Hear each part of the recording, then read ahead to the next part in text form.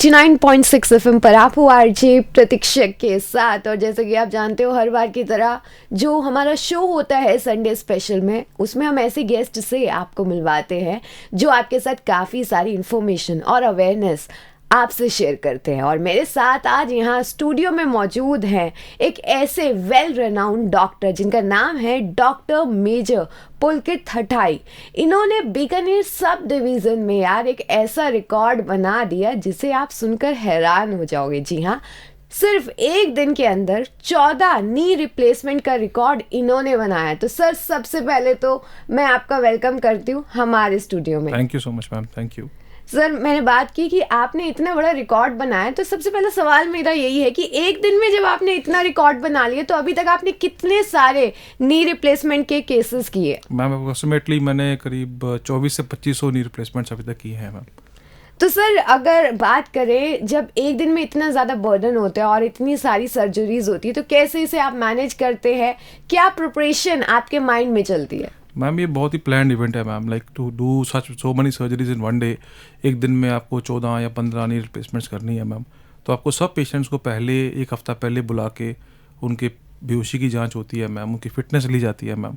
Then you have to plan your surgeries because you have to complete them within 24 hours. Like suppose morning आप start करते हैं ma'am, तो आपका surgical time, आपका turnover time, आपके OT के change का time, everything should have be perfectly managed so that you can manage these number of surgeries in one day.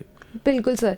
Sir, जैसा कि हम जानते हैं, नी रिप्लेसमेंट को लेकर लोगों के पास बहुत सारे मिथ हैं। ऐसे मिसकंसेप्शन से आप कैसे डील करते हैं और कैसे उन्हें दूर करते हैं? देखिए, नॉर्मली लोगों में बहुत मिसकंसेप्शंस हैं कि हम घुटना बदलवाएंगे, उसके बाद हम चल पाएंगे या नहीं चल पाएंगे, हम बिस्तर पे तो नहीं रह जाएंगे इतनी बड़ी सर्जरी के बाद। तो मैं ये आपके माध्यम से बताना चाहता हूँ कि नी रिप्लेसमेंट एक बहुत ही कॉमन सर्जरी है विद अप्रॉक्सीमेटली 100% रिजल्ट्स। अगर आप नी रिप्लेसमेंट में जाते हैं, वो लोग जिनको एक्चुअली इनकी ज़रूरत है, तो आपको ये डरने की बिल्कुल ज़रूरत नहीं है कि हम चल पाएंगे या नहीं चल पाएंगे। बिल्कुल 100% आप चल पाएंगे और आप रोज़मर्रा के सारे वो काम कर पाएंगे जो आप पहले करते थे जब आपको ये दिक्कत आर्थराइटिस की नहीं थी। तो आप सीढ़ी चढ़ना, चौकड़ी मार के बैठना, हालांकि हम अवॉइड करते हैं चौकड़ी मारना post surgery because of some reasons. जो किताबें कहती हैं कि आपका घुटना जो डाला जाता है वो उतनी जल्दी घिसता है वो जी। तो it's better that you avoid squatting, like cross leg ना बैठिए आप। हम वो पैरों बाहर बैठना मना करते हैं। इसके अलावा आप सब कुछ वो कर पाएंगे जो आप पहले करते थे। सर, अगर मैं बात करूँ इस फील्ड की, तो आपको 9 साल का एक्सपीरियंस है और कहीं ना कहीं देखा जाता है कि नी रिप्लेसमेंट की बात आती है तो कई बार लोगों के पास ये भी मिसकंसेप्शन रहते हैं कि क्या प्रिकॉशंस हमें लेने चाहिए सर्जरी से पहले और सर्जरी के बाद। सर्जरी से मैम प्रिकॉशंस की अगर बात करें तो सर्जरी से पहले आपको कुछ एक्सरसाइजेज हैं जो हम शेड्यूल्स देते हैं मैम। Okay. तो you have to undergo those exercises at least approximately 3 to 4 weeks before the surgery. आपको ऑपरेशन से पहले आपको मसल को डेवलप करना पड़ता है ताकि आपकी सर्जरी सक्सेसफुल रहे। और सर्जरी के बाद भी आपको हम अवॉइड कर देते हैं कि आपको बिल्कुल भी पैरों बाहर नहीं बैठना और आपको चौकड़ी नहीं मारना। उसके अलावा आप हर वो काम कर सकते हैं, चाहे आपको सीढ़ी चढ़ना है या आपको रोज़मर्रा के काम करने हैं या आपको चलना है, आप खड़े रहना है प्रॉन्ग, तो उसमें कोई भी ऐसी तरह की मनाही नहीं होती है। ठीक है सर। सर, ये मेरा पर्सनल क्वेश्चन है, कौन सा ऐसा एज ग्रुप है जो ज़्यादा नी रिप्लेसमेंट आपके पास आती है? मैम नॉर्मली अगर आप देखेंगे मेरे पास अराउंड 24-2500 नीज मैंने करी हैं। तो अप्रॉक्सीमेटली आप देखेंगे कि 60+ जो एज ग्रुप है मैम, तो that is the most targeted ma'am. Normally आपको नी रिप्लेसमेंट यंग एज में बहुत कम मिलेंगी because it age related disease है मैम। ये उम्र के साथ आपको लगेगा कि आर्थराइटिस आता है मैम। तो लाइक 50s और 60s के बाद आपको मेजॉरिटी पेशेंट्स मिलेंगे मैम।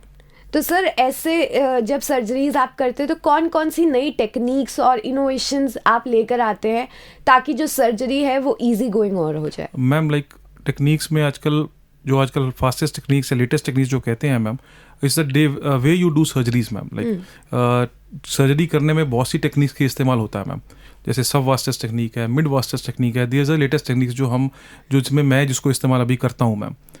इसके बाद आती है computer navigations ma'am, like robotic surgeries आती हैं आजकल मैम, कि आप रोबोट से पेशेंट का नी रिप्लेसमेंट करेंगे। तो that all is available in big cities, but जल्द ही हम उसको गंगानगर में लेके आएंगे ma'am. Sir, very nice.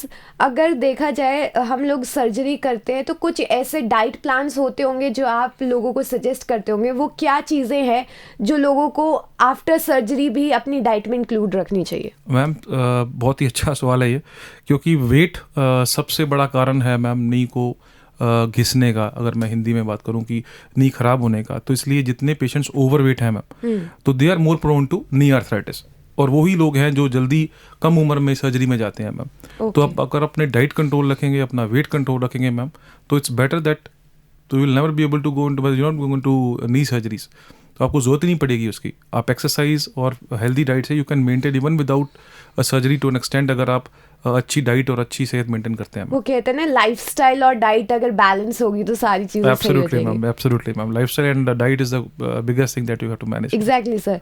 Sir, knee replacement की जब बात आती है तो आप अपने पेशेंट्स को रिकवरी के बाद कैसे मोटिवेट करते हैं और उन्हें क्या क्या जो प्रिकॉशंस हैं वो लेने को कहते हैं? Ma'am, knee replacement surgery is basically for ambulation. आप कर रहे हैं बिकॉज ताकि पेशेंट जो रोजमर्रा के काम नहीं कर पा रहे थे अब वो कर पाए। तो it's best that you motivate the patient like this कि वो नेक्स्ट डे ही अपने पैरों पे चलना शुरू करते। अगर आप मेरी बात करोगे मैम, जब मैं नी रिप्लेस करता हूँ तो the patient walks the next day, उससे अगले ही दिन उसको चला देते हैं मैम। उससे नेक्स्ट डे ही goes to the washroom himself और हरसेल्फ, और उससे नेक्स्ट डे उसको डिस्चार्ज कर देते हैं ताकि वो अपने होमली इन्वायरमेंट में रहे एंड इट्स मोर कंफर्टेबल। तो that's what you have to motivate the patient to walk as soon as possible and as fast as possible. Sir, ये तो बात की मैंने पेशेंट्स की। अब मैं आप पे आती हूँ कि कैसे आपने डिसाइड किया कि मुझे करियर मेडिकल फील्ड में बनाना है और इसी चीज़ में बनाना है? मैम, करियर को सच आपको बताऊँ तो ma'am, I have lot my doctors in my family. Okay. तो my cousin brothers was first one जो डॉक्टर बने मैम। तो his name is doctor Sandeep Jasuja, आजकल वो MS हैं स्टेट कैंसर इंस्टीट्यूट के। तो उनको देखते हुए हम 6 भाई डॉक्टर बन गए मैम। तो ma'am, I am the 5th one ma'am. तो वो बहुत बड़ी इंस्पिरेशन थे मेरे लिए। वो कहते हैं ना, जीन्स में ही है, आपके पूरे घर फैमिली मेंबर्स डॉक्टर्स बन गए। करेक्ट। तो सर, अब मेरा अगला सवाल ये है कि सर्जरी के टाइम ऐसे कौन कौन से चैलेंजेस आप फेस करते हैं और उन्हें कैसे डील करते हैं? मैम, मेन चैलेंजेस जो आपको सर्जरी के टाइम पे आते हैं, that is you have to manage the time of the surgery ma'am.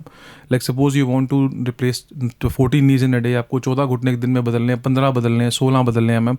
तो आपको जो अपनी रिप्लेसमेंट का टाइम है वो आपको डिक्रीज करना पड़ेगा। जितना आप उसको डिक्रीज करेंगे उतना पेशेंट को कम चांस है इन्फेक्शन होने का। That is a biggest problem in knee replacement surgery ma'am. तो इट्स लाइक कि you have to manage the things like that कि आपकी timing of surgery should be minimum ma'am. आप उसको जल्दी से जल्दी पूरा कर पाएँ ताकि आप पेशेंट को कम एक्सपोज कर रहे हैं एनवायरनमेंट को और इन्फेक्शन का चांस कम हो जाए मैम। सेकेंडली मैम, कुछ पेशेंट्स ओवरवेट हैं जिनको हमें रिप्लेस करने के लिए, नी रिप्लेस करने के लिए बहुत दिक्कत आती है। तो they are ways to tackle it ma'am, but we do it in a very nice and proper manner. So I think around 2400 surgeries till today, जिसमें से आज तक 980 surgeries मेरी इस शहर के अंदर है, गंगानगर में मैम। तो I am very happy and proudly saying ma'am कि I have only one patient who had a complication, और that too patient घर पे जाके गिर गए थे मैम। तो I think 980 all the surgeries were really went well. It's very very satisfying surgery. Sir, knee replacement में जब सर्जरी की बात आती है तो कौन से ऐसे पेशेंट्स हैं जो आप देखते हैं और मिलते हैं कि भाई इनको आप रिकमेंड करते हैं? कैसे आप डिसाइड करते हैं कि इनको ज़रूरत है या इनको ज़रूरत नहीं है सर्जरी की? मैम, अगर आप एक एक्सपीरियंस ऑर्थोपेडिशियन की बात करेंगे मैम, तो वो पेशेंट जैसे ही आपके कंसल्टेशन रूम में एंटर करता है ma'am, you can easily approximately you can say कि दिस पेशेंट रिक्वायर सर्जरी और not. Second is ma'am, like आजकल ये हो गया है कि एक्सरे देखते ही लोग बोलते हैं कि यार ऑपरेशन कर दो, और that is not the right way actually. The patient has to be examined, उसको आप एग्जामिन करो। क्लियर गाइडलाइंस है American Academy of Orthopaedic Surgeons की, जिसकी दुनिया पे ऑर्थोपेडिक्स चलती है मैम, कि अगर कोई पेशेंट 3 से ज़्यादा पेन किलर लेता है एक हफ्ते में, और ये पेशेंट ये कहता है कि सर मैं इस घुटने के साथ नहीं रह सकता, that is only and only indication for knee replacement. कृपया अपना सिर्फ एक्सरे देख के रिप्लेसमेंट के लिए मत जाएं। सर, अभी तक आपके पास कोई ऐसा केस आया जो काफ़ी ज़्यादा आपके लिए चैलेंजिंग रहा हो? मल्टीपल है मैम, बहुत से हैं मैम। लाइक वेरस नीज, वेल्गस नीज हैं कई, जो बिल्कुल घुटने इतने टेढ़े हो गए कि 90 डिग्री तक बाहर है मैम। तो ऐसे केसेस भी हमने यहाँ पे किए हैं मैम, जो कि एक बहुत ही हायर सेंटर्स भी करने को डरते हैं। तो आज भी हम गंगानगर में वो सब कुछ कर पा रहे हैं। बहुत ही मतलब मुझे ऐसा लगता है कि बहुत ही ये भगवान की बहुत अच्छी कृपा है हमारे ऊपर। तो सर, अब मैं लास्ट सवाल पे आती हूँ कि क्या मैसेज जो है वो आप हमारी पब्लिक को, आम जनता को देना चाहेंगे अब इस मीडियम के थ्रू? मैम, मैं जनरल पब्लिक को ये कहना चाहता हूँ कि प्लीज़ सीधा ही रिप्लेसमेंट में ना जाएं। रिप्लेसमेंट से पहले बहुत विकल्प हैं जिससे आप अपने घुटनों को बचा सकते हैं, जिसकी आपको रिक्वायरमेंट शायद ना ही पड़े सर्जरी की मैम। बट ये है कि अगर आपको सर्जरी की रिक्वायरमेंट पड़ती है तो it should be on a clear guideline कि आप उतने परेशान हैं उस घुटने से कि आप अपने रोज़मर्रा की ज़िंदगी में काम नहीं कर पा रहे, या आप डेली पेन किलर खा रहे हैं जिसकी वजह से आपकी किडनी को असर होने का डर रहता है मैम। तो there are the only indications for surgery. But एक भेड़ चाल चल गई है आज की, हम घुटना बदल दें, घुटना बदल दें, that is probably not right. Lot many treatments are available before surgery. तो अगर आप मेरे पास ओपीडी में आएंगे तो आप देखेंगे कि अराउंड 60% पेशेंट्स या 70% पेशेंट्स जो हैं उनकी मैं सर्जरी नहीं करता हूँ। Okay, it's only 30% cases that I do surgery.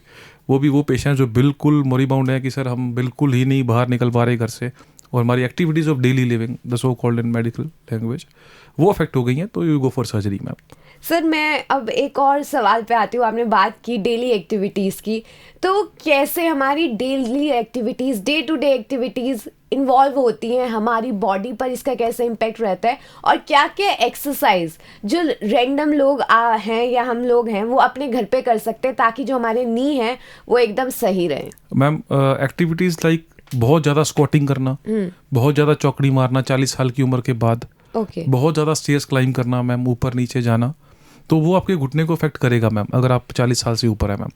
Exercises में ma'am quadriceps and hamstring exercises आती हैं जो कि यूट्यूब पे लिंक्स अवेलेबल है मैम। तो आप क्वाड्रिसेप्स एंड हैमस्ट्रिंग एक्सरसाइज डालेंगे तो आपको घुटनों की एक्सरसाइजेज मिलेंगी, उसकी वीडियोज मिलेंगी मैम।